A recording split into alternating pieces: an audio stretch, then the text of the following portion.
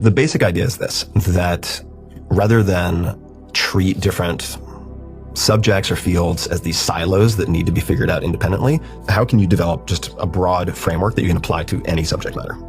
And the acronym that I generally recommend folks, DSSS, deconstruction, selection, sequencing, stakes. There's deconstruction, which is taking a fairly ambiguous goal, like learn to swim or learn Japanese.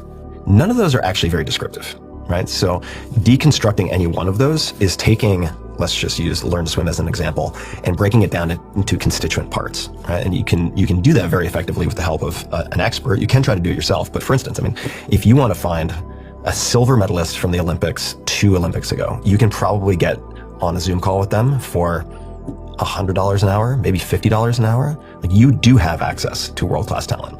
Then they would help you figure out, all right, there are all these different possible components. When you get to the next part, which is selection, you're picking the 20%, this is the 80-20 principle, right? Pareto's law. So you're picking the 20% that will give you 80% of what you want. Let's just use language learning in that case. Well, you can very easily find word frequency lists. So for any given language, like Spanish, sure, or in English, hundreds of thousands of words you could learn. But with the most frequently used 1,500, you can get to reasonable conversational fluency in almost any language in 8 to 12 weeks, without question, if you approach it methodically.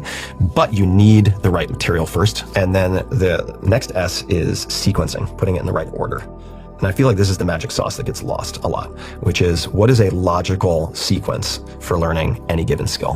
What do you practice first? So in the case of swimming, for instance, forget about breathing. Like, you need to figure out like fuselage right, fuselage left, and gliding, kicking off a wall in the shallow end of a pool before you ever think about breathing, and getting comfortable putting your head underwater, et cetera, et cetera. So there's the deconstruction, selection, sequencing, and then last S stands for stakes, which means incentives.